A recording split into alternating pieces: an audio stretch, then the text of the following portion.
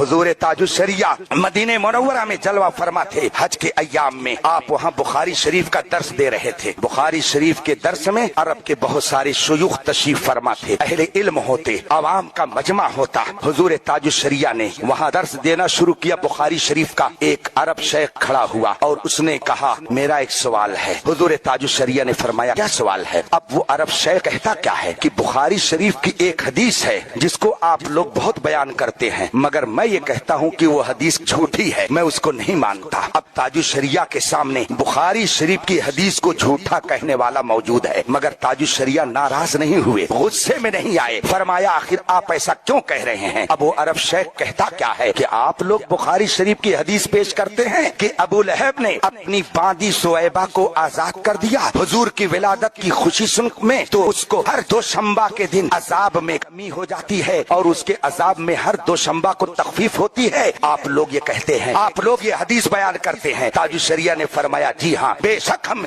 ये हदीस बयान करते हैं। उसने कहा ये हदीस झूठी है, मैं नहीं मानता। हुजूर ताजुश्शरिया ने फरमाया क्यों नहीं मानते? अब उस अरब आलिम ने क्या कहा? ये हदीस कुरान के खिलाफ है, कुरान के मुआरिस है, कुरान के मुखालिफ है। हुजूर ताजुश्शरिया ने फरमाया वो कौन सी आयत करीमा है कि ये हदीस उसके खिलाफ है? वो अरब आलिम अब फौरन पढ़ता है कि अल्लाह ने कुरान में इरशाद फरमाया है वला युखफ़फ़ु अन्हुमुल अज़ाब, ला युखफ़फ़ु अन्हुमुल अज़ाब, काफिरों के अजाब में कोई कमी नहीं होगी। तो जब कुरान फरमाता है कि काफिरों के अजाब में कोई कमी नहीं होगी, तो आप लोग कैसे ये कहते हैं कि हर दोशंबा को अबू लहब के अजाब में तखफीफ और कमी हो जाती है?